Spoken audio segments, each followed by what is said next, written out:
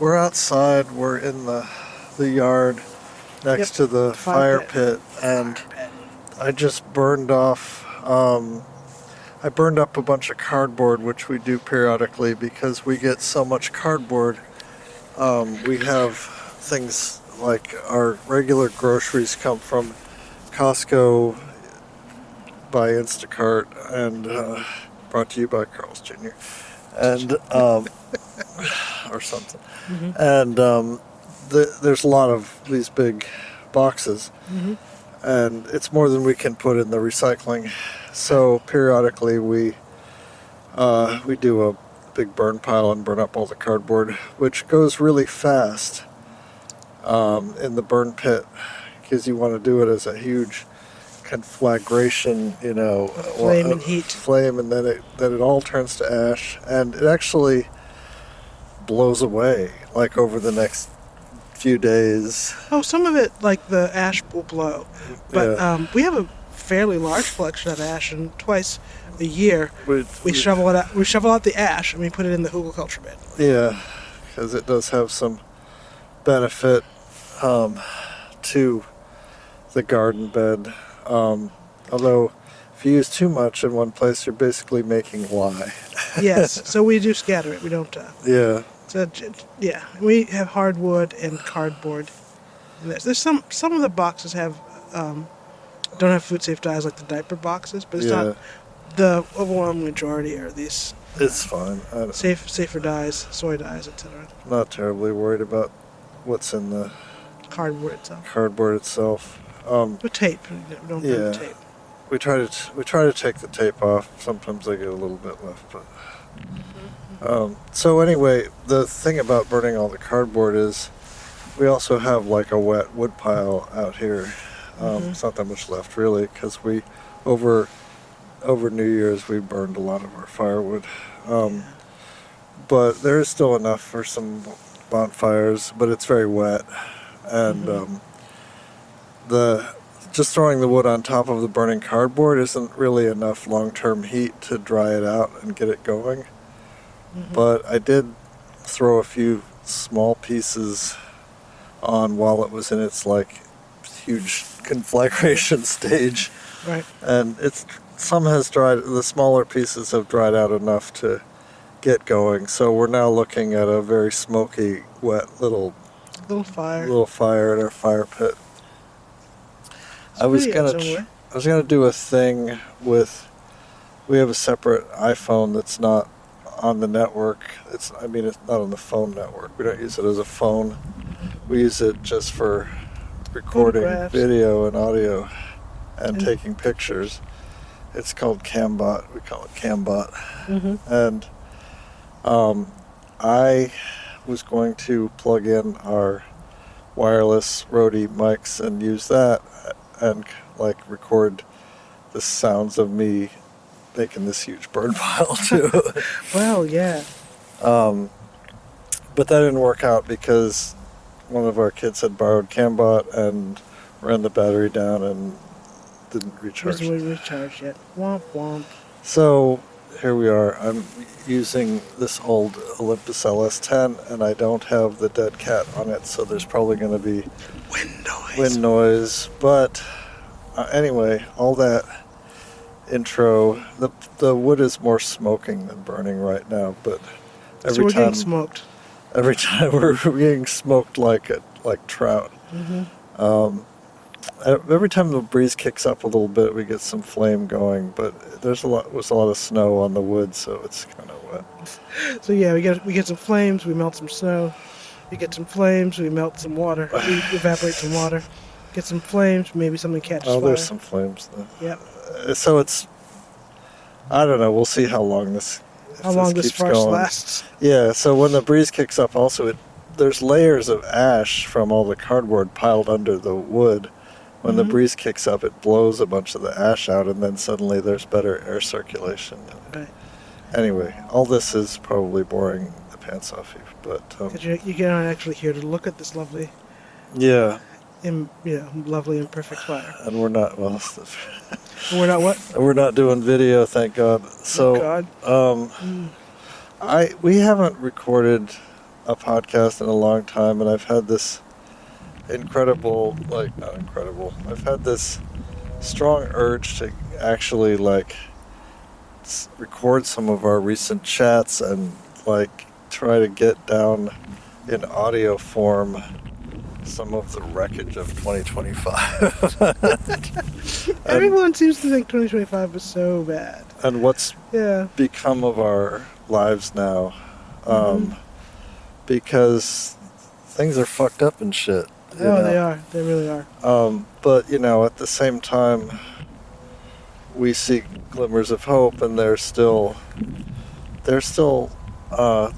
good things going on. Like, we still have a home. Yep. But, you know, It's fragile. The things all are of these things are subject to change without notice, or with notice. with little notice. Yeah.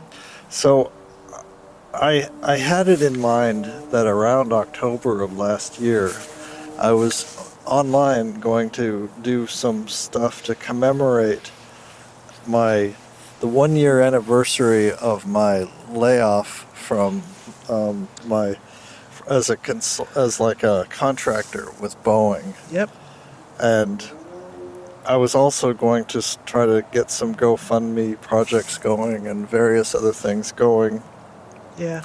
And see, you know, if I could work my network a little harder to try to find some work. prospective work. I have been looking for work for some time, and it turns out the job market is badly broken. And Yes. it is all of these things online that used to be ways that people actually found jobs have become enshittified to the point where they're making more money off of job hunters and companies. Looking for people, right? So that they're actually incentivized now.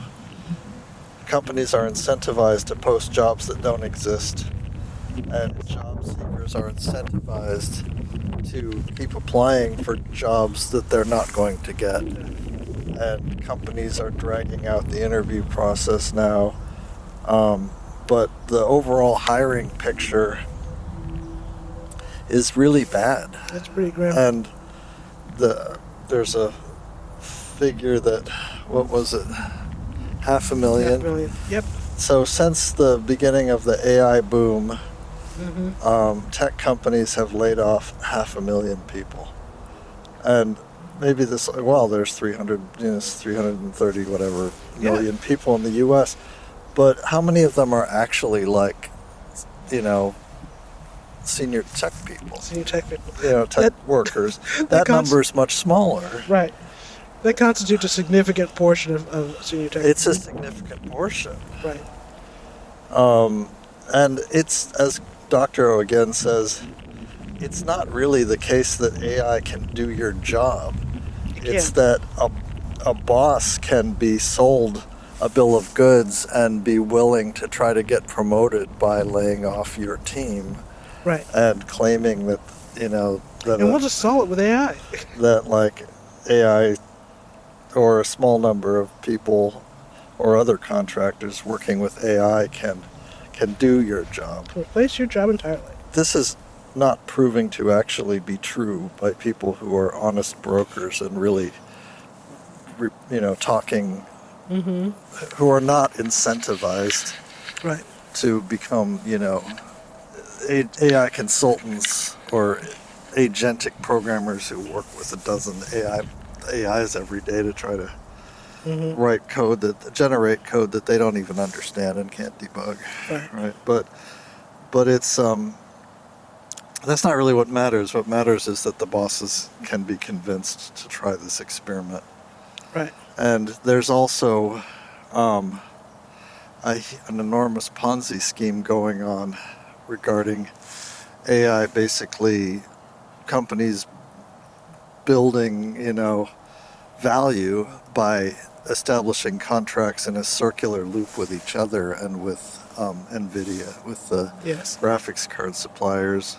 And now what's happening is they're buying up all the future production from companies that make RAM, because these data centers chew up memory like crazy.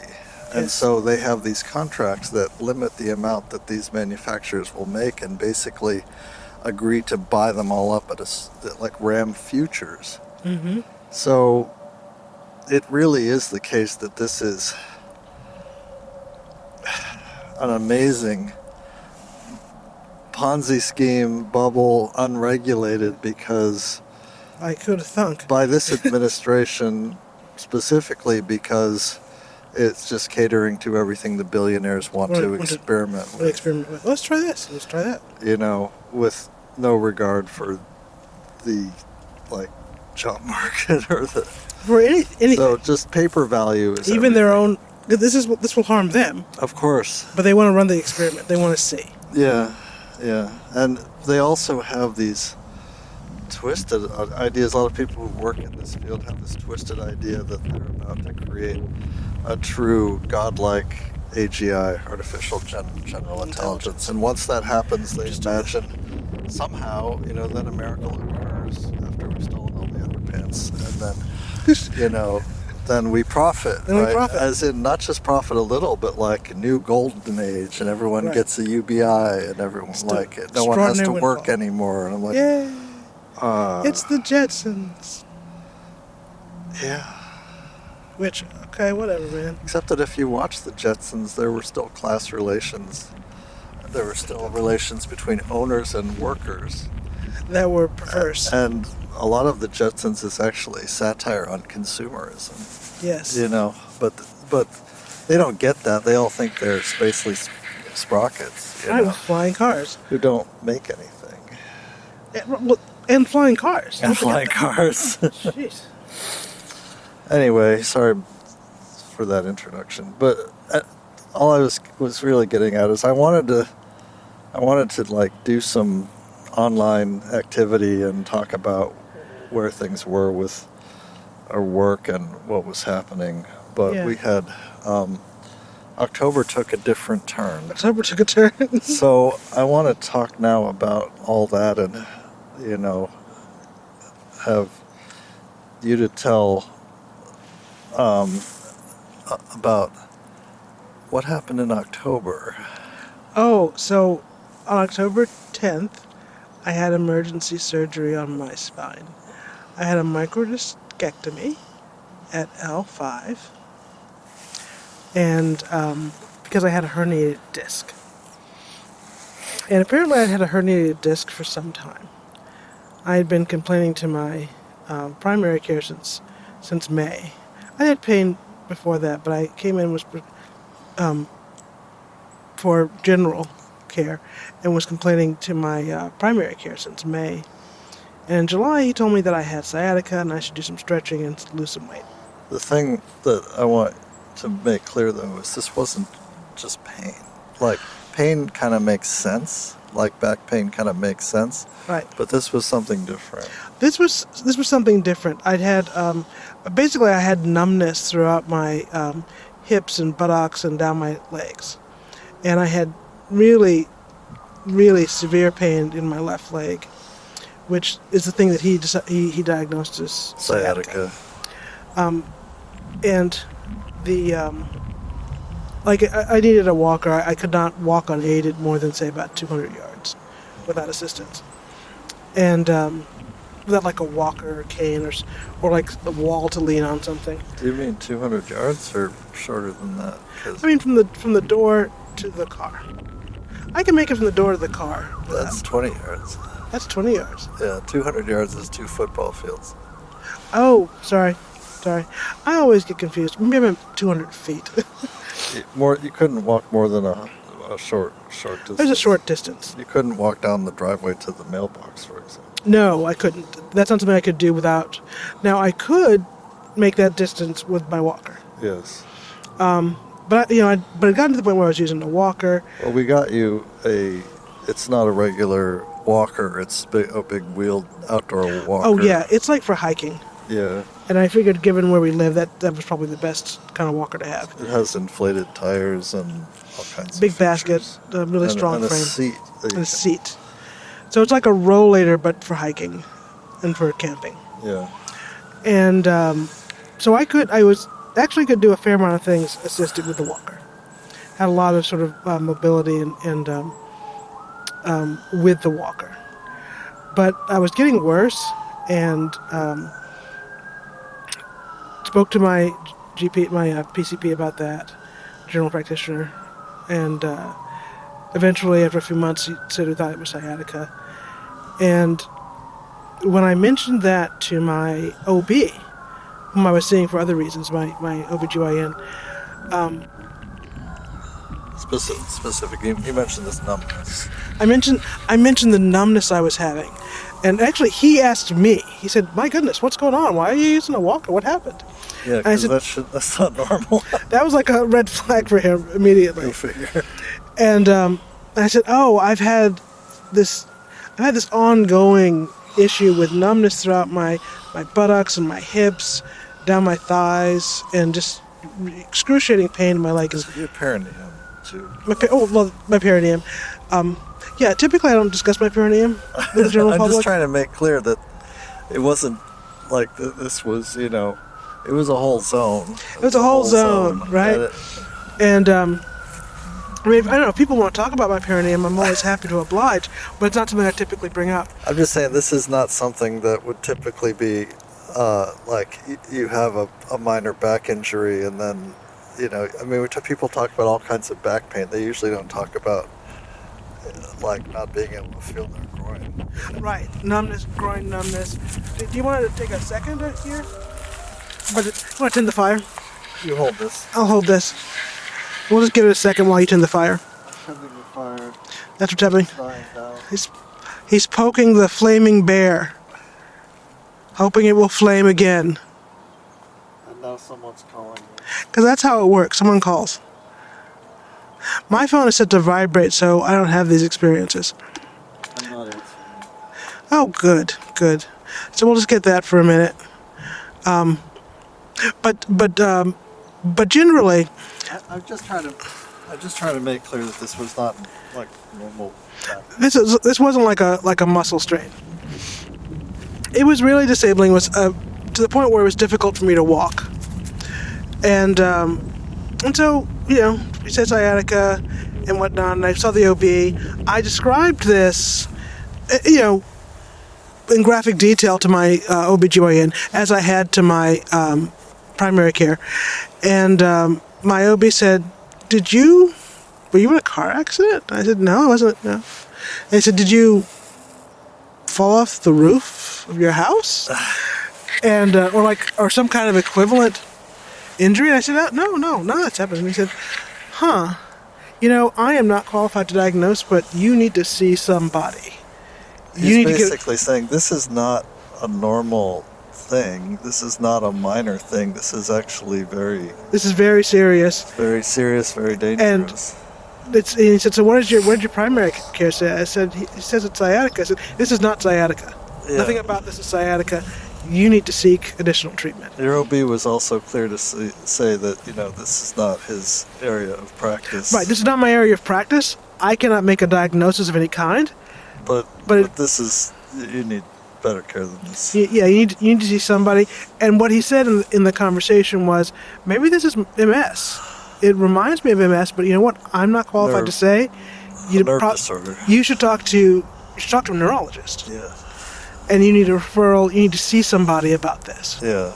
So, sort of like emboldened by that. Because, in the back of my head, I felt like my PCP was not doing a good enough job. Was just dismissing me out of hand. But you didn't treat this as a medical emergency because you didn't have... I didn't have any sort of emergent problem other than the difficulty walking in pain and numbness itself, in and of itself. And no one was saying, oh, that's an emergency. No one said, that's an emergency, right? No, there was... And sort of after ascertaining that I definitely had not had some kind of significant accident. Right. My OB was like, see a neurologist to get different care. Yeah. And sort of, I felt gaslit and just kind of like brushed off by my primary care. I was sort of emboldened by that to like really actively search out new care.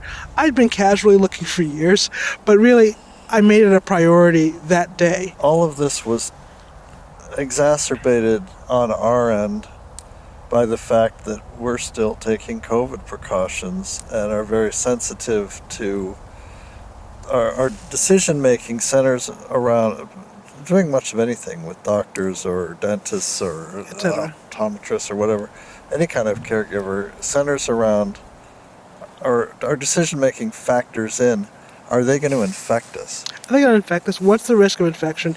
And is this injury, whatever it is, worth the risk of infection? Are they willing to take precautions enough that we'll lower our risk going in there? That will they respect our wish to, wear masks and not get our general desire not to get infected ourselves or infect the rest of our family? Or are they going to be rolling their eyes and refusing to mask and saying, "Take your mask off, so I can see your smile," or whatever? Are we going to spend any time at all on that kind of bullshit? Yes. And frankly, if that's happening, they're not listening to what you're saying. Right. They're hyper focused on this issue. This issue. Right. So that was part of the tree. But so part of my care, the reason I was kind of doing this longer, more casual search for years, was COVID safety. To find someone who was at least as COVID safe, if not more, and preferably more. And someone who is clearly, demonstrably more competent. Right.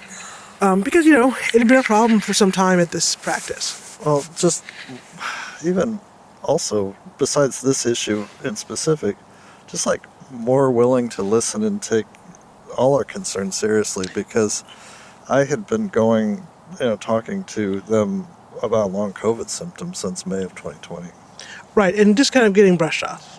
Yeah, that's not the fact that your toes on both feet are swollen and purple. Happens. I don't mean to be glib, but yes, more or less that response to And that I've got tinnitus and dizziness. I can't walk very far, but for different reasons. Right, it's a fatigue. Yeah. So this was at this point it's like August. I'm trying to get established after this. I'm trying to get established with a new primary care. I'm trying to make sure all my prescriptions move over because I don't want to also have a hypertensive crisis as part of this transition. Yeah, because you're taking multiple blood pressure medications. Right, so I want to make sure that I can quickly and responsibly get my prescriptions in the care of another physician who can prescribe them on demand. I'm trying to make and then I'm also trying to move you over. I'm trying to move all 9 of us over to a new primary care. So we're not splitting, going to 2 different offices, trying to call different doctors, etc. So I'm in this process. And part of that process was I wanted to follow up on a referral I finally got after 4 years. I got a referral to an endocrinologist from my primary care. In relation to a dramatic weight gain that has no clear etiology. No clear relation to a change in your diet. Right. Or exercise. Right. So finally, after 4 years, I got a referral to an endocrinologist, and I wanted to take the results of that referral to the new practice with me in my chart. Right. So she and I met, we talked, I liked this doctor, we were moving you over, moving Veronica over, working on getting other kids in, and the plan was I was going to see the endocrinologist in September, move my chart after I got all my test results back, and then I was going to make an appointment to follow up about this back pain that's been bothering me. Right. And so... this takes forever because everyone schedules appointments weeks and months. Weeks and months in advance. So it's September, I see the endocrinologist, and birthday season here begins. And it was the weekend of the first birthdays of the season. It was you, Bilby, and a family friend of ours, one of their children, has a birthday the same weekend. A birthday season for a family of 9 is kind of a big deal. We don't get gifts, but everyone has a special meal and gets the day off chores. And an activity of their choosing, movie of their choosing. We do stuff for them to commemorate their birthday. Because 2 of our kids have the same birthday, we split them into two separate into days. 2 different So they each days. get their day, and I think all told, it just in our family, it's 5 birthdays in about 6 weeks. Yeah. And in there is our anniversary. Yes. So it's a busy time for us socially. Yeah. So it was the first weekend in that 6-week period. And, you know, I did like 3 birthday parties that weekend. And I was kind of like, and so Monday, when I got up, I was kind of like, wow, I feel terrible. I'm not sure what's going on. This was different, Qualitatively different. I feel terrible. Maybe I overdid it. Like I had, what did I have? I had some, I'd taken painkillers, and I had like several different like mobility aids and support, and I think I overextended myself because I was feeling like I could do things. By overextended, you mean you did honestly a fraction of what you might have done physically. 5 years ago. 5 years ago. Oh, right, like a quarter. You worked on some cakes, you worked on some meals, you did. Right. You stood for an hour or more. I stood for an hour or more. I helped rearrange the yard, get the yard cleaned up, and mostly supervising, not a lot of lifting and whatnot. You weren't doing any heavy lifting yourself or that much walking, but you were walking around directing the kids to do some stuff. Do a lot of stuff. Again, walking all over, checking on different things constantly. And this is already so much less than you and I used to do in a typical day. Right. So this is already like a quarter or about a quarter of what I would have done 5 years ago. I used to go take the kids with me and run errands, and I would wind up going to 5 or 6 different places and just walking around these big stores and whatnot for a whole afternoon. You'd wear out a gaggle of toddlers. All the kids would be like, "Dad, we're so tired, we can't walk another." And I'm like, "Come on, man, we're still going to You got 2 stores left. Yeah, we're still going to pick up some lumber at the big box. At Menards. Yeah. But no, you would easily wear out a bunch of under 10s. Yeah. Which I don't know if anyone knows this. It's challenging to wear out a bunch of under 10s. Yeah. And sorry, my hands are shaking because it's cold. It is pretty cold. So I've done a fraction. So that weekend, I'd done much more than I typically do, and it was a fraction of what I might have done 5 years ago. Yes. And so when I woke up Monday morning, I was like, wow, I think I really overdid it. And I feel terrible. My goodness, what's up? And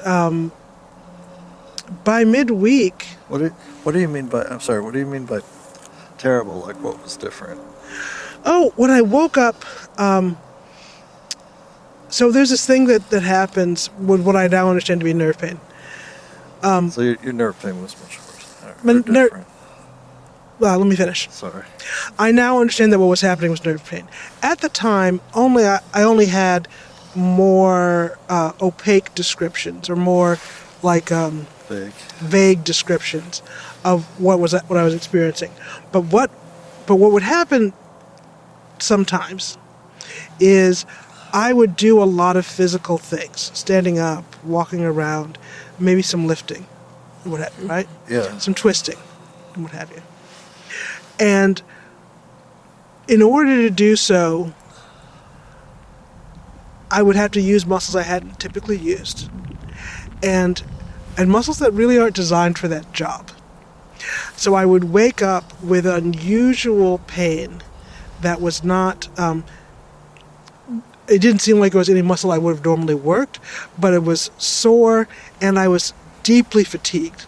Yes. Like it was just hard to kind of like collect myself and get up and do something.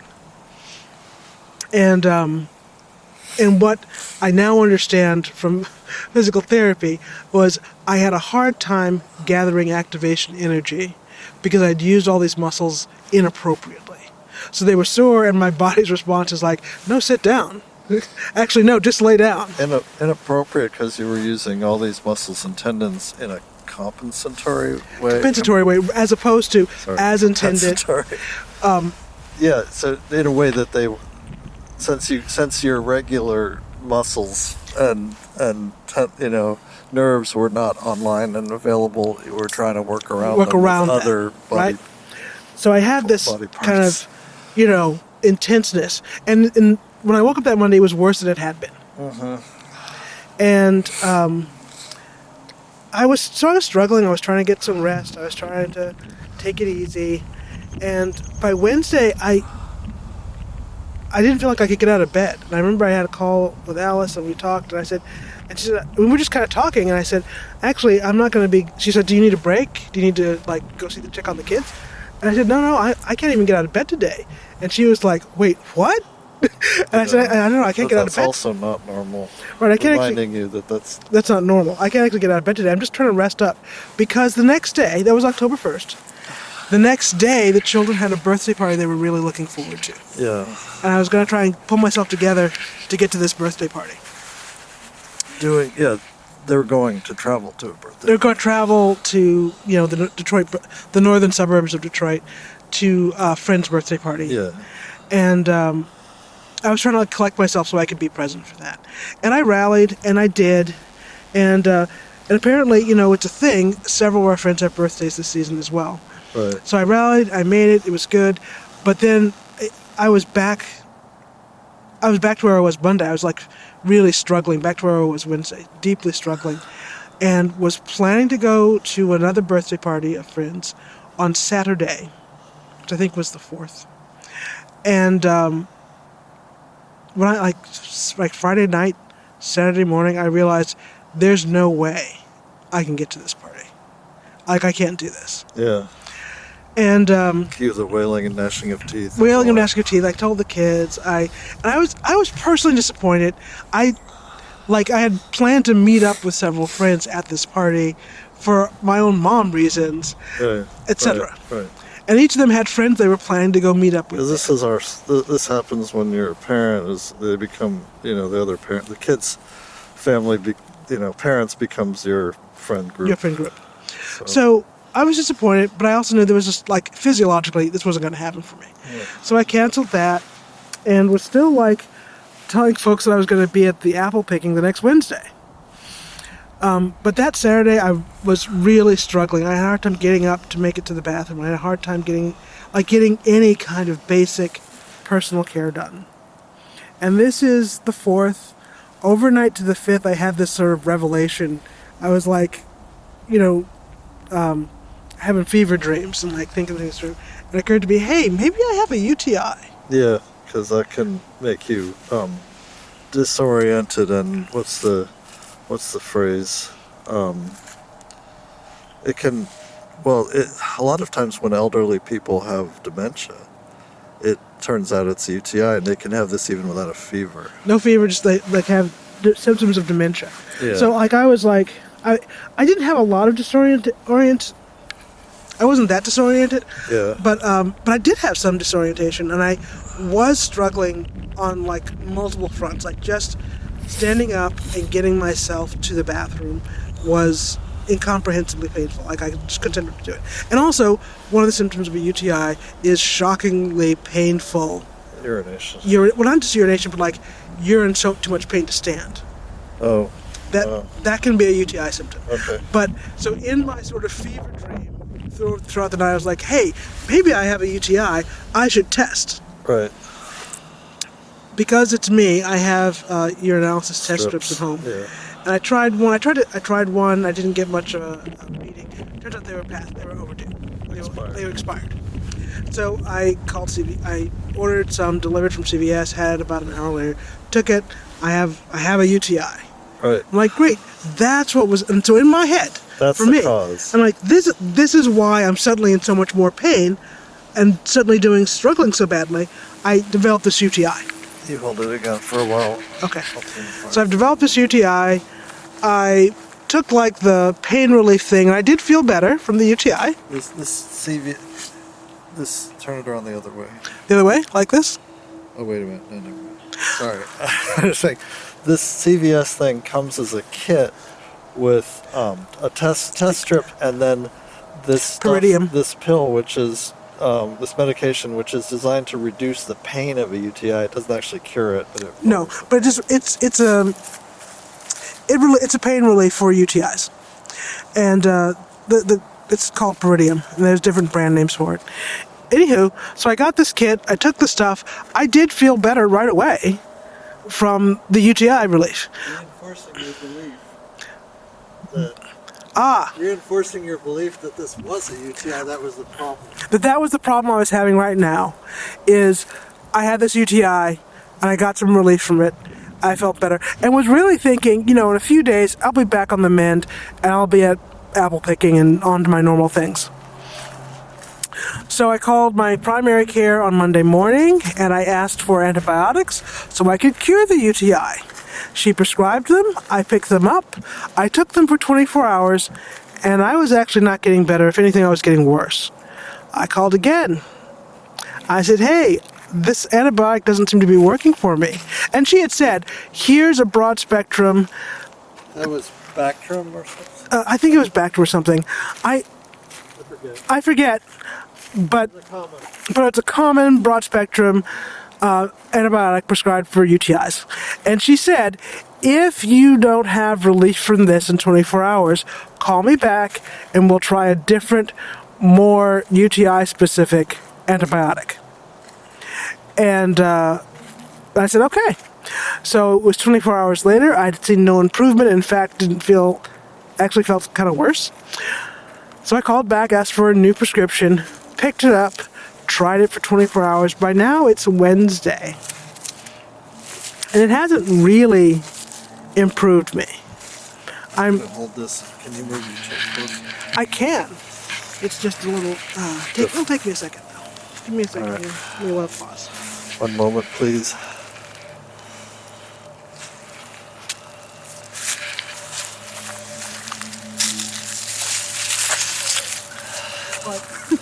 You should tell me before you do that so I don't fall.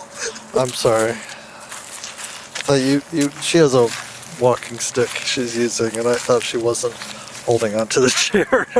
No, when I'm outside and there's ice, I like to have something to keep me stable, so I don't. It's less for walking and more for stability, so I don't fall on the ice. So I was trying to squeeze this in today before the sun went down and it got really cold. And the sun still goes down really fast. As it does in January. And it's getting really cold. So now it's Wednesday, and I'm tried the second antibiotic, and we're gonna give it 24 hours. But I'm not feeling a lot better. And then I actually had difficulty not just getting to the bathroom, but going to the bathroom. I couldn't pee. It was really hard to pee, and really force right. Squeeze to try and get a little. Anything to get out. Right. Which again is a UTI symptom. It's difficulty urinating. So did not yet really suggest this is something very different than a UTI. Right. So I go through the night and I'm at this, having trouble peeing. At this point, I'm like ready to explode. I feel terrible and extraordinary pressure. Your bladder is super full. And I'm struggling through the night, took all kinds of pain meds, and finally got up at like 5, 6 in the morning. We were debating whether to try to take you to the ER in the middle of the night. Yes. And this is quite a production when you have a large family. Like, we've got to get a bunch of kids up. Right. We've got to get them briefed and awake and like on child care. On child watch in the middle of the night. Yes. With a phone and like alerted to like where all the numbers and contact information are. All that stuff. Right. So we're debating whether or not to go.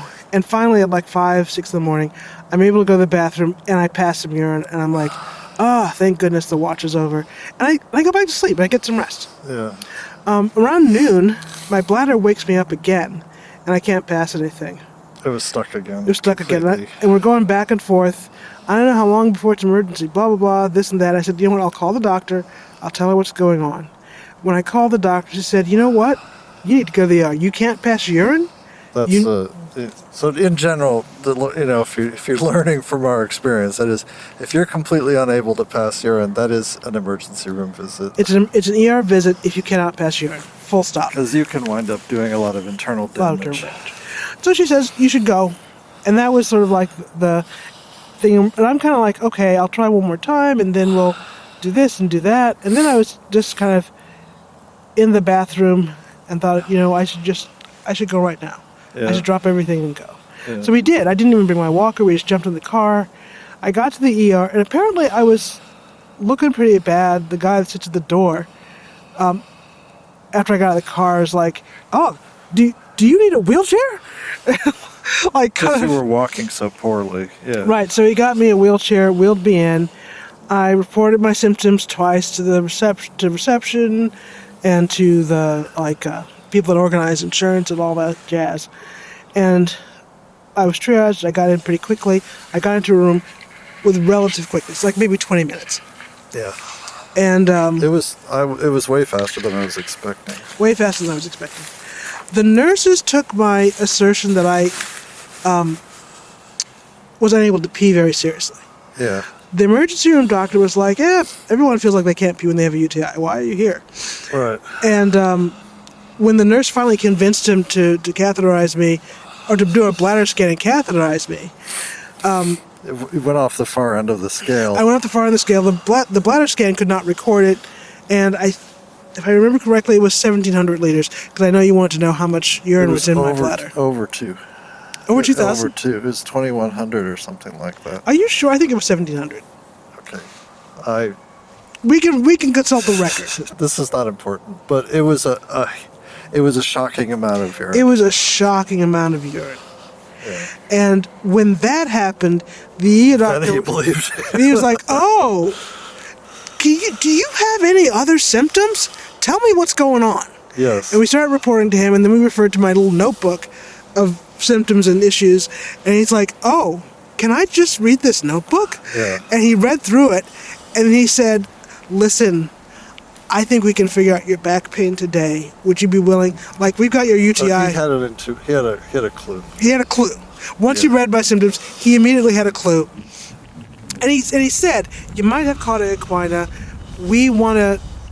We'll need to do some scans." I'm going to say, at this point, now that we've introduced this term, cauda equina Syndrome. means syndrome, but cauda equina means tail of the horse, and your lower spine has all these nerves that fan out from your lower spine like a horse's tail. Mm-hmm. And so cauda equina syndrome means that all of those, or most of those, That nerve bundle is compromised or pinched or not functioning, which means you have numbness in all these places that those nerves go. Nerves control. Yeah. And it's if you suddenly have cauda equina, that's actually considered an ER visit, like an emergent condition. Immediately. Like within hours. Within hours. You know? Right. Because the consequence of leaving that untreated, not resolving the root cause, is permanent nerve damage. Correct. And so this doctor had a clue, and when he finally saw my bladder, and then it's like, "Oh, I guess you really can't pee. She's not just saying that." Read through the notes and scheduled me for a CAT scan and an MRI. That day. That night. Like immediately. Yeah. And results were not good. I had a huge herniated disc, like big. And I'm still like kind of grasp what's going on. And it's the middle of the night. At this point, after both scans, after getting it all reviewed, because I had to wait in line for each scan, and then I got to have it reviewed. So by now, it's been not 12 hours, but maybe 10 hours since I got it in around 3:30. Yeah. And Paul's like, "Gonna go home and get some sleep." And someone's got to follow up with the kids too. Oh yeah. We've got babies at home that need to be checked up on. Right. And so as soon as you leave, the neurology physician's assistant comes in, and she's got her little cart and everything. She's explaining to me what's going on. She said, "Listen, so we're going to have to do surgery. We're going to see if we can do surgery tonight, like before 7 a.m. That's how urgent this actually is. I said, "That's really urgent. We're going to see if we can find someone that's still here and competent to do this surgery in the next few hours." Yeah. And but we were working on that. And I said, "Whoa, hey, what? Surgery?" And she's like, "Yeah." And I said, "Is there literally no other option?" And she turned the screen around to me and said, "You see this space here between your spine and your nerves?" I said, "Yes. That space is the width of a quarter. Do you see this circle here that is the size of a quarter, a flat quarter? That's your disc, and it's squeezed into this space that is the width of a quarter. There's nothing for us to do but cut that out." So I didn't see any of this, but yeah. And I said, "Wow, really?" I said, "Yes, really." And I turned to get my phone to like make a note or send you something or whatever. She said, "Whatever you do, do not twist your back, do not bend. You will make this worse." Right, and you had been, earlier on in this whole process, you had been trying to stretch and exercise, like with this injury that you didn't know about. Right. You had frequently been trying to stretch and exercise. I was still trying to get my steps in. In order to, improve the situation. Right. This actually reminds me of me doing these wrist exercises when I had carpal tunnel. Right. So I didn't know. You didn't know. So she's like, "No, you just keep your back straight. Don't bend it. Don't twist it. Don't lift anything heavier than your phone." And she's so she gave me that little briefing right there, and told me that we're trying to get you scheduled for surgery ASAP. As it turns out, there was no one in the hospital. They got me in at a little after 11. And I texted you eventually and got you up to speed on all this. Yeah. So all in all, I ended up wheeling out of surgery and waking up in recovery less than 24 hours after I walked in the hospital. Once a physician saw all my symptoms and believed them based on having seen how much urine I was retaining, I got treatment really quickly. Like I said, in less than 24 hours, I was leaving awake after surgery. Because it is a very serious condition, and it can and does cause significant nerve damage. And the cauda equina bundle, your sacral nerve, covers all of your groin, your buttocks, thighs, legs, And your bladder. and your bladder, And your lower. and your lower rectum. Yes. So your lower rectum, your bladder, etc., etc. It's a critical bundle of nerves. Frequently when someone is paralyzed, it's because those nerves have been affected. So that surgery took place on October 10th, and I have been recovering since. Yesterday was 3 months after surgery, and as I was informed by the surgeon, I woke up with nearly all my back pain gone. I woke up with that back pain gone. Yep. My nerve pain was reduced by about 70% in recovery. It was just gone. So this is, in many ways, a huge improvement. It's an extraordinary improvement. Your ability to walk has been greatly improved. Greatly improved. I don't have the endurance. I don't have endurance walking, but I can walk unassisted. And because I still have those back restrictions, they've been eased up a little bit. I can try things and see how they work for me, but I still need to keep my back relatively straight. You spent how many? 6 weeks? The first 6 weeks? Mm-hmm. Basically trying not to bend your spine at all. At all. Which is, I don't know if you've ever tried this, but it's not so easy. It's not so easy. You can't do normal things. Right, to do normal things without in any way bending or twisting your spine. Yes. I couldn't. But you did want to get a little bit of exercise. Like you did want to practice walking. Yeah, we did. So, So it's been several months now, and my back is in great shape. I now have zero back pain at this point, which is fantastic. But the follow-on problem is that I did have some nerve damage. I said 70% of the nerve pain was gone. The other 30% has gone down as low as like 20%, but it's right now it can be as high as 30 again. And but it's not just pain.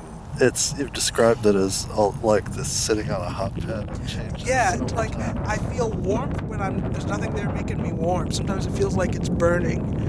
So it's not just pain. It's like, did I just touch the heating grate or something? No, that's just my nerves kind of feeling on fire. Misfiring, feeling on fire. A neurologist has said that this is actually kind of a good sign. It means that they're like waking up and trying to regrow. Trying to function. Yeah. Which is good news. The downside and the struggle right now is that I lost at least for now, we don't know if we'll get it back or not. The prognosis is actually unclear. Yeah. Prognosis But it's is not good. it's not good. I have no bladder control. I still use a Foley catheter. I have no bowel control. It's really tough to get a BM out. So just to be very clear, I don't mean that what people refer to commonly as incontinence. I don't have urine and stool coming out, but I can't keep it in. So the problem is that I cannot get it out because these nerves are paralyzed in my groin. The way these sphincters work, urinary, bladder and Rectal whatnot, sphincters. rectal sphincter is like you have to kind of send some nerve signals to loosen them. To relax, yes. So, like, in order to pee, normally you're not just dribbling pee all the time. That is a thing. That's a thing. That's a different kind of damage. But this means basically that you're not able to unclench your urinary sphincter and release the urine. Right. And so it just backs up, and it backs up quickly. Quickly, yeah. Which is what was happening that brought me to the hospital. That's what was actually happening. Right. I did have a UTI, which probably happened because I hadn't been able to fully empty my bladder for a while. If urine sits in your bladder for a long time, bacterial growth will build up, and but the UTI is this ER doctor was suggesting is downstream of the right. It's a symptom rather than the UTI was a symptom of the nerve damage, not what I'm saying, not a problem in its own right. It was a symptom of the problem. You did take the antibiotics, but as soon as you wound up getting your your bladder actually flushed out regularly, then that hasn't been an issue. Right. You haven't had a UTI since. No. And I've been having a Foley catheter as a UTI risk. I haven't had one since. So it's fully empty. It seems to be fine. So what the bladder damage means is that you basically have had a catheter in or out briefly, but in all the time since your ER visit. This is my ER visit. And you're carrying around a bag. Carrying a little bag, carrying my pee bag with it. And there doesn't seem to be the only alternative would be for the Foley catheter stays in there. The alternative is to use a straight catheter where you use these little disposable hoses, and periodically a couple times a day you catheterize yourself. Every 4 hours. Every 4 hours, Jesus. But one of the reasons we haven't really done that is because you can't feel anything. I can't feel anything, and to self-cat, you have to bend your spine. Yeah. And, if you're trying to stick a tube up there and you can't feel if you're hurting yourself, you can do a lot of injury. You can injure your urethra, So anyway, this has been one terrible aspect of this. The other being that something similar happens with bowel control. If you can't relax, your anal sphincter. Your anal sphincter, then you can't get anything solid out. You can't get anything out. Anything solid. Well, yes, if you take enough laxatives to turn everything to liquid, it will wind up squirting out, whether you want it to or not. And at the most inconvenient time. Yes. So that's fun. That's a party. But it's very difficult for you to get, I don't know, you tell people whatever level of detail you're comfortable with, but this is a huge pain in the butt.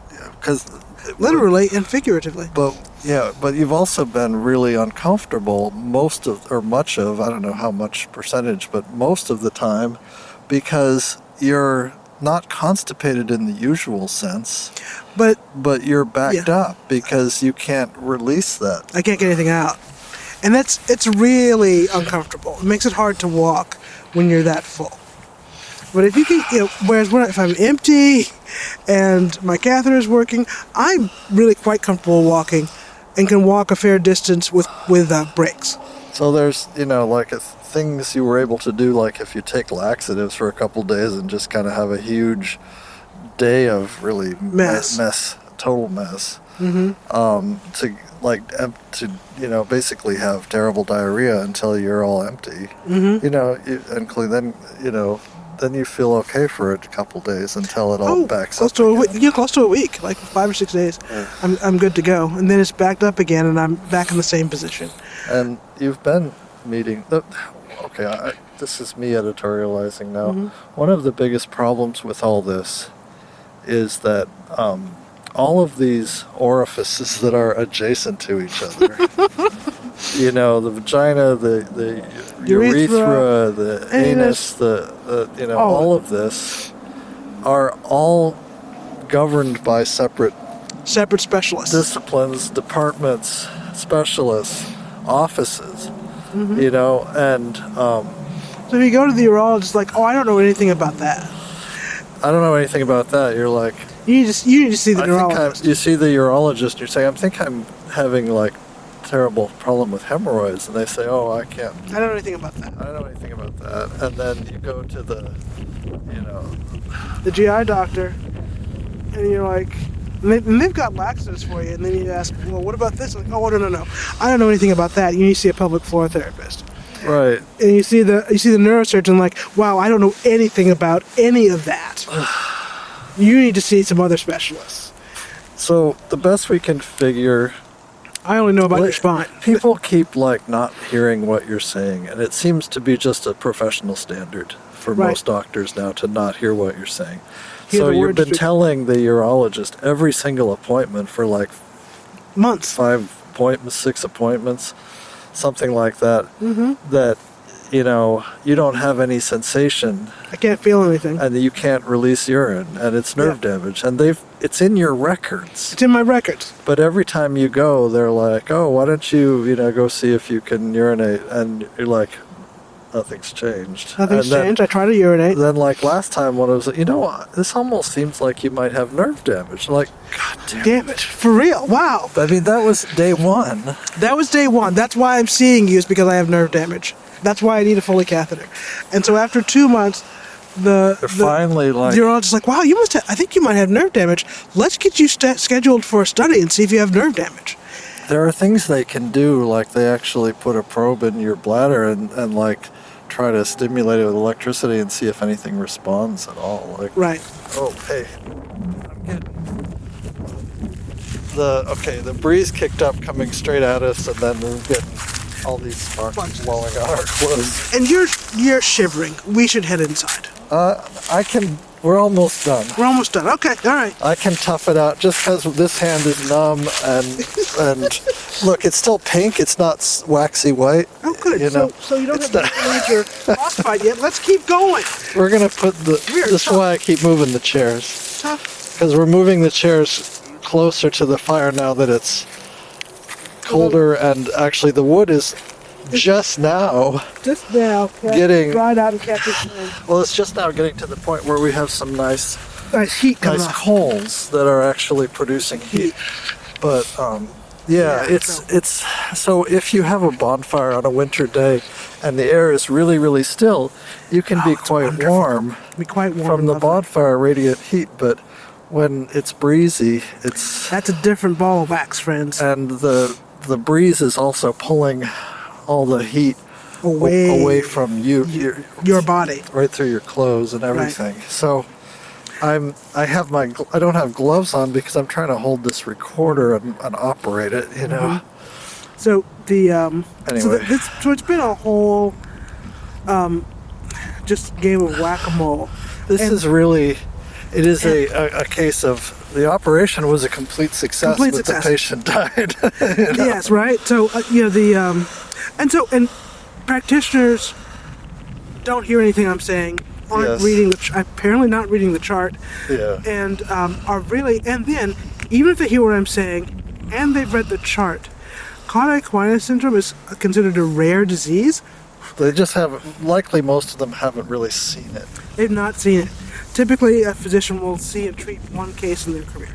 Yes. Right? Which is why Aren't we lucky? Which I think is why the ER doctor got so giddy. He was young, and he was just now experiencing his first case of cauda equina. But he was excited. He was smart enough to realize that this numbness meant something, and he still remembered his training enough to. Oh, this is that thing that almost This never is happens. that thing that's an emergency. It's an emergency. It almost never happens, but I need to watch out for it. Here it is. And so he even mentioned this in, like, he said this could be, cauda equina. Right. And he wanted to check. Right. Right. And so he did, and so I did, and I got the surgery. Now, this is not your only health problem, but, but all of these syndrome of this cluster of things, these are all related. These are all related. And so, so practitioners are not really familiar with this syndrome and what it means. In general, this is part of the whole, like, how women's health is just roundly ignored, Right. and women complaining of, us pain especially. Right, I have pain. But it's just intense. like, well, you must be hysterical. You're just being dramatic, And what one of the things we're finding out is that this type of L5, like, nerve, this disc problem, is what used to be called a slip disc or herniated disc. I mean, it is still called a herniated disc, but slip disc was common when I was a kid. But this may be related. It may be common, you're finding, in women who have had multiple epidural anesthesia procedures. This is just me analyzing anecdotal reports. Oh, okay. Like a lot of, but I mean, like, at this point, I've read about 1,000 anecdotal reports. Maybe 1,500. And of the women, I want to say all but maybe 2 or 3. And the majority of these reports are for women. So the men who get it due to a workplace injury. Yes. And the women who get it may be related to. Maybe. It may commonly be related to epidurals. Maybe. And possibly multiple. I've read no study on this. Well, there probably has. In a lot of these cases, there hasn't been a study of a specific cohort. Right, of this very specific cohort. What I've noticed reading anecdotal reports from more than 1,000 people, the majority of whom are women, out of that... They study women's health by reporting on how men's bodies work. Isn't that amazing? Out of that, a small handful of women, fewer than 5, have not had epidurals. So every single other one of them. There seems to be at least a heavy correlation. You get your epidural right around L4, and this is below that. Okay. Right? This is like an injury below that time. And typically, you'll have injuries below where you've had some kind of intervention. Trauma. Some kind of trauma. And I'm like, wow, really? That's a pattern. Yeah, okay, so, maybe it's not the actual cause per se, but it does seem like it makes sense that this would be a huge related risk in some way? and related. Right. So just to be clear, I've not read a single study. This is literally my hunch based on roughly 900 or more anecdotes. You also know that your mom had and she never had an epidural, but yeah, my mother had a slip disc after a car accident. Right. But yeah. So also, like, I suspect that, like, the likelihood or the propensity, let's say, to have herniated discs probably has a genetic component as well. It's part of your spinal musculature is different, It's built different, Built different. So all that said, I don't like to get too much in genetics. But I mean, the larger issue is that in the United States, it is extremely rare because when men mention something like a slip disc, doctors check, and like several men have been like, yeah, I had a herniated disc. It wasn't an emergency. We just scheduled and the doctor took care of it. It wasn't causing this kind of paralysis. Right. So a pain report of back pain is addressed. Yes. And addressed far enough up the chain that the back pain doesn't get to the point where the nerves are your nerves are compromised. Yeah. Whereas back pain, it typically affects women, a significant portion of the cases are women, far more than 50%, because it gets further and further along with a herniated disc, and then. Well, now we've got a good fire. This is a great looking fire. I wanted to wait long enough to actually see it take off. It's just gorgeous, Paul. Thank you. Yeah. Reason people don't get cauda equina syndrome is even if it's a woman who's been reporting pain for ages and her nerves are compromised, doctors are lawsuit averse and do not want you to have some kind of paralysis because they did not treat you. So in the U.S., when you start reporting numbness and loss of feeling... Oh, hang on, I have to move. It's blowing again. The doctor says, hey, get to an ER. The ER doctor says, hey, let's intervene before something happens, because the window to protect your nerves once you have numbness is 24 to 48 hours. And you had already had... So, if they had done something when you had the numbness was in your hips... Yes, and I was reporting that to the doctor back in May. You still had perfectly decent bladder and bowel function. Oh, yeah. If that had been taken care of upstream, you might still have a little numbness in your hips, but you would still have your functional bladder and bowel function. Yeah, that would be still on the table. That would be the deal. That would be so great. That would be amazing. I'd really be into that. All right, sit back down. So, the wind keeps shifting. It's disgusting. So I think that really ate up the rest of our 2025. The rest of our 2025 was like doctor's appointments and resting and trying to get to physical therapy and walking and going to a different appointment and follow up this and follow up that. And you needed... Okay, it's... It's following us. It's following us. We can talk on the walk. We're going to walk inside. Well, no, as soon as we step inside... We're going to be overwhelmed with noisy kids and Eleanor screaming. And well, let's step back a bit and just...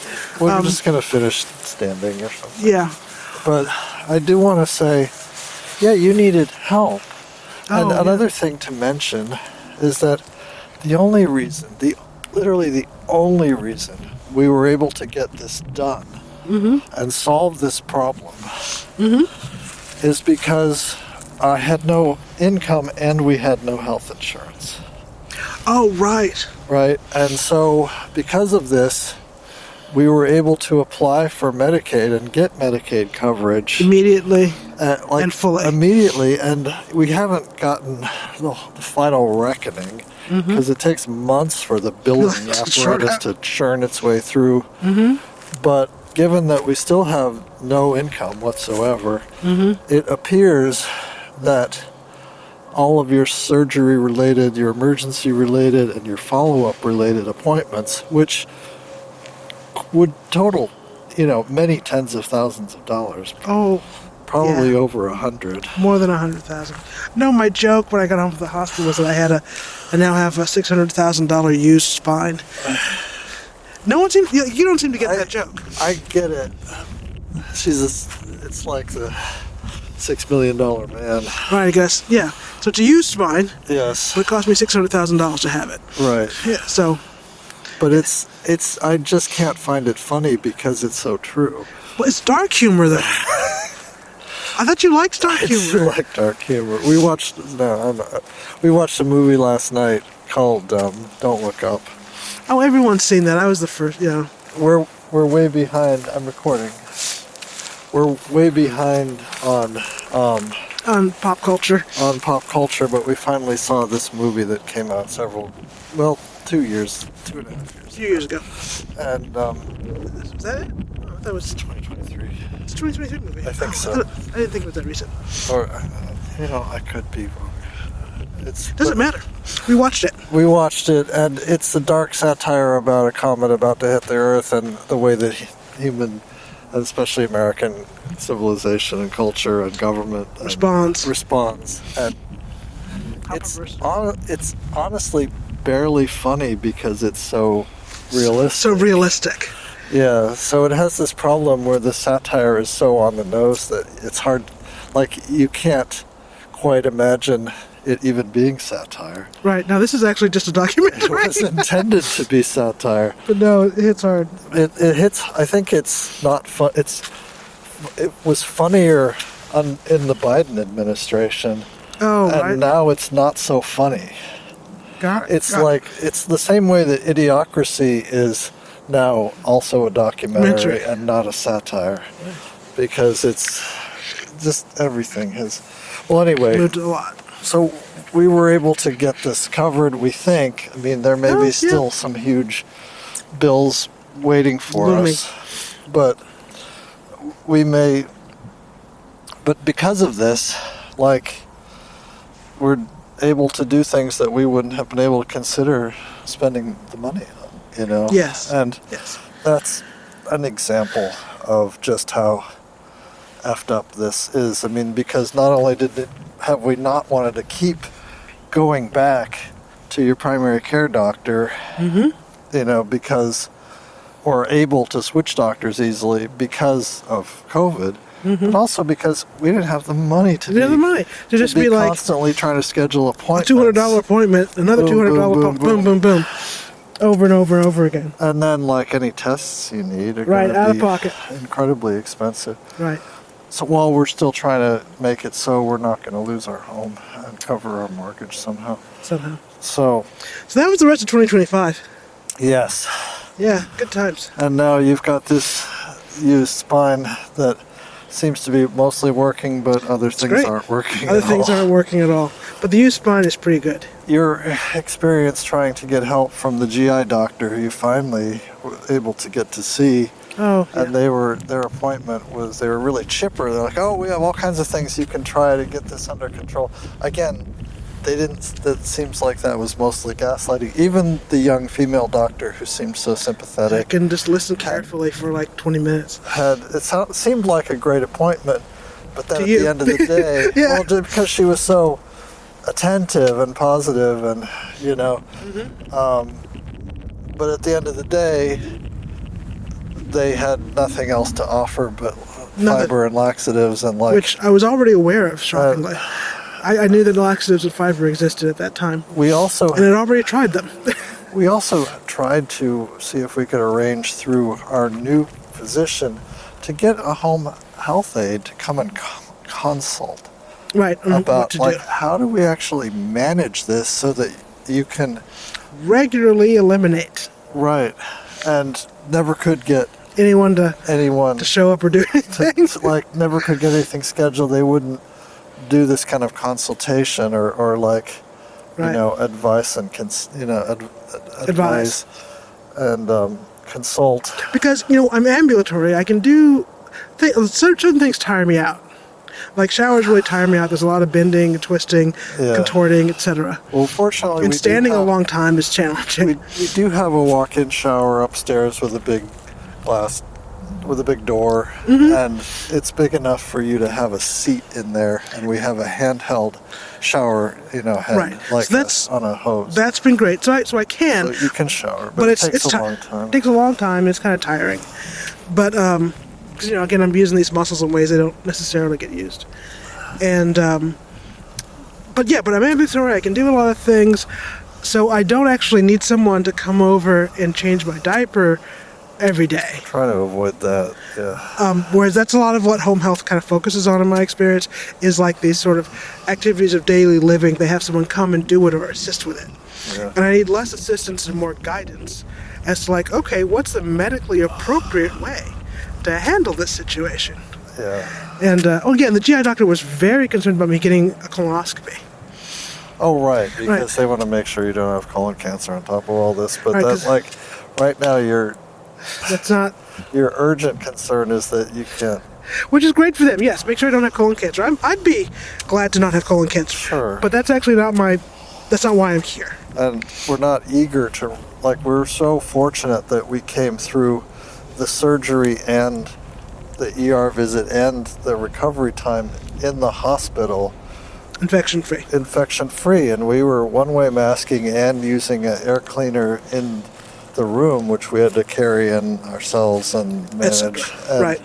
Right. Plus some UV lights that we borrowed, you know, like So I could eat. Right. to try so she could unmask and eat in the hospital room, and we came through that with no infections, which was great. But like, okay, now at the height of, you know, flu season this year, a terrible flu season, and It's really bad. a COVID 12th wave kind of thing now going on, where, we lost 100,000 people in 2025 from Yes. COVID. You're supposed to go under again. Again. So yeah, great. Thanks, guys. Get a colonoscopy. That's the. I'll be getting my colonoscopy this summer. I'm due for one. Actually, this summer what I'm going to do, because I'm at low risk for colon cancer, is I'm going to use Cologuard, which is an excellent way to get screened at home for colon cancer if you have no history of risk. No history in your family of colon cancer. I'm the one that has a family history of colon and needs cancer. to get another colonoscopy. So you're going to go not at the peak of a wave, but at the valley. We're gonna look for the valley. Look for the valley. So anywho, all that said is, I'm not getting a lot of follow-up support, and none of the physicians I've been talking to seem to know what to do. They don't really have a plan. In fact, what we're learning mostly from is other patients. Other patients, and basically other patients. So this is when I really sobered up.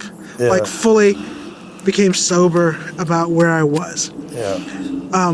Other patients, it takes them 3 to 5 years to establish a regular bowel and bladder routine. Yes. Because none of their practitioners know what to do. Right. They're like, this is strange. How do we cure your neuropathy? They literally do not comprehend that you don't have neuropathy. Right. You have nerves that no longer work. And actually, it's worse if you can walk. If you are unable to walk, they say, you have paralysis, and that makes sense to them. Then they recommend manual disimpaction. Yes. So, but that's not something we really want to get into if we can avoid it. If you can avoid it. It's nice to avoid it if you can. But anywho, the point being that a lot of practitioners literally have no idea what to do, and it takes most folks with cauda equina 3 to 5 years to come up with a consistent solution. It also for takes managing bowels and bladder. It also, we think it would take up to 2 years to even know for sure if you're going to be able to have any recovery. Any nerve recovery. And I don't know if that's why people are waiting. I don't know what's in their heads. But what I do know is that it looks to me, it appears from their behavior that they don't know what to do. Right. So they certainly don't have good advice. So that's where we are. Yeah. Okay. We're going to end. I do want to say that I do have some prospect of paid work. I have, through a personal connection, a former coworker that I worked with before is now doing contract work, and he was able to get me approved to bill some hours. So I'm setting up an LLC, and it's not clear for how long or how much, because I can't get, the project is kind of in the early stages. It's kind of chaotic. They're applying for more funding to try to get my work covered. But it's a complex project involving multiple government agencies and a private, company, trying to work together. And a highly technical project involving laser devices and communications, which is the kind of thing I specialized in a few years ago. But I'm going to be able to form an LLC and bill at least enough hours to get paid something. Right. Not clear whether this is really going to amount to anywhere close to my previous salary, but maybe something. In March we have to start paying our mortgage again, and then we owe something like $30,000. It's a whole bunch. There's a lot going on. I don't know exactly how we're going to pay all that. We're going to try and negotiate to pay it in tranches, in parts, Yeah, to break that down. But our mortgage was sold again. Yay! Now to another company, and it's not, officially on paper. They have to honor the agreement that we previously made with Wells Fargo, but it's not clear that they will. So what's happening is when you stand next to a fire, you are a windbreak, and this is why it seems like the smoke follows you around. It is. So the air that's being pulled towards the fire from the perimeter of the fire flows in and then flows up normally, right? If you are blocking some of that air flowing in from the perimeter with your body, there is enough of a reduction in that airflow that there's now a low pressure area where you're sitting. And that's where the smoke goes. And that's where the smoke flows into. So it literally is following you around. You're not imagining it. And then plus we just have these breezes kicking up and that literally 30-mile-an-hour winds today. blowing sparks into our faces. Yeah. So that's fun. But it finally, I'm gonna. Took off. Here, you hold this for a minute, and I'm gonna snap some pictures because it finally did. After some time. Come together. Oh, well, this would be lovely to post with the podcast. I will. Yeah. Something indeed. You can. I don't know if you can hear for. the geese flying overhead. It's dark enough that I'm not sure my phone will really Oh, your phone will pick that up. handle this. Here we go. Okay. Who's running around outside? Josh is taking out the trash. Oh, okay. Yeah. So All right, we're gonna go have a dinner of leftovers and try to figure out what we're doing. You have a follow-up appointment tomorrow. That's the other reason I haven't wanted to be. I haven't been ready to go back to work full-time recently because I've been trying to assist you as needed. oh yeah. But But you're getting back to more of your capacity, so yeah. I'm gonna have to be at my desk a lot more.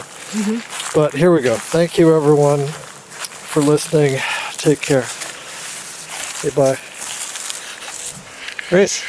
Oh, goodbye. I'm trying to concentrate on walking so I don't fall. Okay. I don't want to fall outside. Okay. I don't want you to fall either, but say goodbye to our listeners.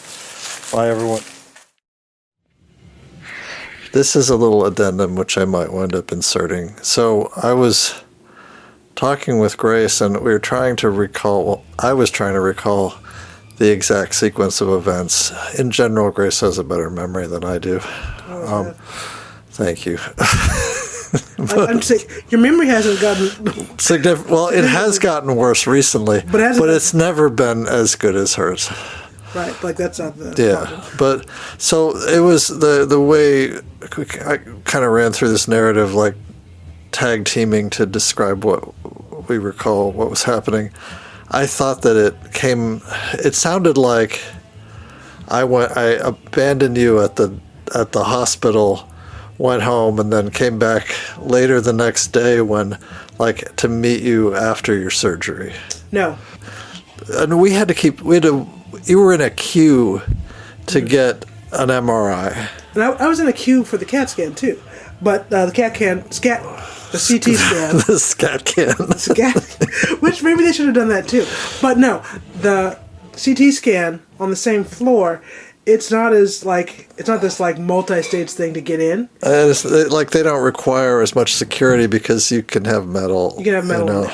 So they wheeled me in, and I was literally in a line of hospital beds waiting to get wheeled into the CT scan. Okay, but I didn't go with you for that. I'm not sure. I guess it's on the same floor. It wasn't that far away. It wasn't that long. It didn't seem like that big a deal. Where it ended up being like an hour to 90 minutes getting the MRI. Yes, and there were other people lined up ahead of you. Right. So we didn't even go down for a while. And then there were other people who were quite sick, actually, in the room waiting. But anyway, so that took a lot longer, and that was like around midnight or something. It was like 11:30 midnight when we finally got back to our room in the ER. Right, and then but that was the MRI. Okay, and then I was waiting around a while longer because I was hoping that we might have some results. That came around 3:30 a.m. So what happened is, I finally was like, I want to say I did need some sleep, but we also have kids, including kids with disabilities, who really need an adult to check on them and even if they're being supervised by someone. Right. The older kids are old enough, to be decent babysitters. Right. But they can't be fully responsible. I didn't want to leave them there overnight. Like I didn't want to leave our oldest daughter and oldest son in charge of 5 other kids overnight without some support. Right. And plus I did need. This was an ER, it wasn't a hospital room where I might have been able to sleep in the room. Mm-hmm. So if I wanted to get any sleep, I needed to go home. Right. So I went home and came back to sleep. And then you were calling and texting me. And during that I was just texting to let me know, because it wasn't until, what did you say, 3 or 3:30? Yeah, you left around 3. Okay, and 3 a.m. Before 3:30. Yeah, that was another thing where it's like, if I go home to rest, then of course they're going to come in with, information and all this. It's like, and that's actually what happened. Yes, really, just moments after you left. At 3 a.m. At 3 in the middle of the night. Yeah. They came in, they gave me results, read them off. And that was an exchange about, do I really need surgery? There's nothing else to do. So I wasn't present for that conversation, unfortunately, but yeah, it was clear. And so they were then, as you said, trying to assemble the surgical team that night. Because it's that urgent. Right. But they were not able to, and so then I stayed here and slept, and the plan was for me to get in as early as possible. And I don't remember exactly how early I got in, but I think it was before 9. Yep, I think we were texting back and forth around 8:30. Okay. That you were on your way in.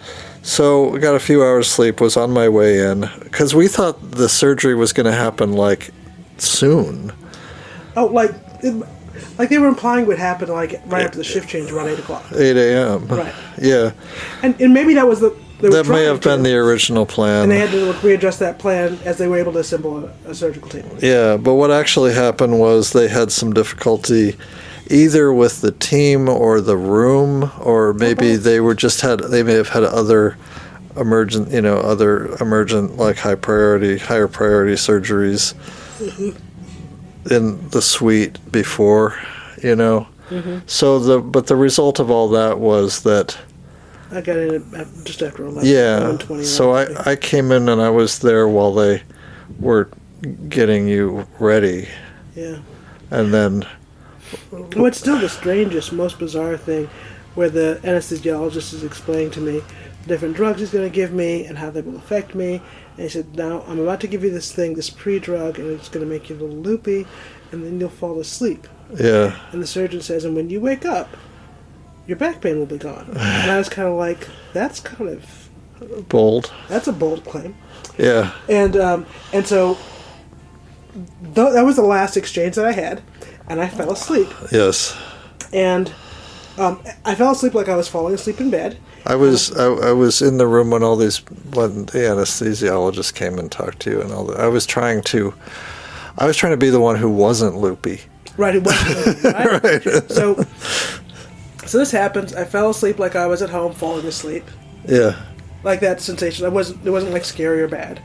Oh no, the basic sedative is just sedative, and I just fell asleep like I'm normally falling asleep, and then I woke up like I was normally waking up, but maybe like I'd had too much to drink the night before, and not a lot. Yeah, right. But just like, oh wow, I felt hungover. I felt slightly hungover, just a little groggy and kind of like headachy. But I just woke up like otherwise a normal waking up. You don't even remember the conversations that they and I had with you right before they wheeled you in. Right before they. You don't even remember that. Oh, they were talking to me before they. I was talking to you too, and you also don't remember our initial conversations when you first seemed like you were awake. Oh yeah. Because I had several rounds of conversations with you, and you seemed coherent and you were answering questions and whatnot, but you weren't, all of you wasn't there yet. Yeah, no. For the record, nothing I said is legally binding at that time. Right. We understood this. Because what you remember is like our third, me and in the recovery suite and the recovery nurse. What you remember is, to me, was like our third round of conversation with you. Yeah. So I fell asleep. I woke up groggy, and I felt the cut from the surgery. Yes. But the back pain, so that part of my back was hurting. You felt the pain from the incision. Yeah. I felt pain from the incision. And, that's painful to get your back cut open. Yeah. But the back pain that I had been having for months was gone. It was just like a light switch. It was gone, and all I felt at that time was the surgical incision. And sort of like, they do things inside, like he actually cut off a small piece of bone. I could feel that. Even with the... you could feel that had happened. I could feel that had happened, even with the anesthetic. Yeah. But that was the entirety of my pain. Right. When I woke up from surgery. It was really incredible how very specific and how much like a light switch it was once the pressure was removed. Well, so what we learned about, what we could tell from your incision and from what we learned about the surgery is it was, as you said, a microdiscectomy, and it was done using microsurgical tools. The incision is quite small. And they go in with these little tools, and like you say, they're like chiseling off little bits of bone and trying to stuff your disc back where it goes and sew it up. Well, like they take off a... right. That's right. They remove a chunk of the disc because it's sticking out. The ectomy is the removal. But they didn't so in more primitive methods of this, they would just remove the whole disc. Remove the whole disc and infuse it. And then sometimes they would also, I think, put in they put something in like a silicone something. That's a newer procedure. Is it? Okay. Yes. Well, so they didn't take out the whole disc. They reduced it. So the part that had bulged out. Yeah. They removed that altogether, and they removed a small bit of bone so it could be pulled out. But this is sort of so that you have as much of a disc left as possible. As much disc left as possible, and nothing in the cavity between your spine and your nerves. So to continue pressing on the nerves. Right. Yeah. Anyway, okay. I felt like we're trying to record this while we're dodging a campfire, and my hands are going numb, and I'm shivering and all this. But I wanted to clarify that I actually was there before and after your surgery. I didn't just well, this is getting boring. This is getting boring. I'm going out for a pack of cigarettes and then didn't come back till it's like I also did not at no point did I ever drop you off and then come back, to meet the new baby when we had babies together. No, that never actually happened. That never happened. Yeah, it didn't.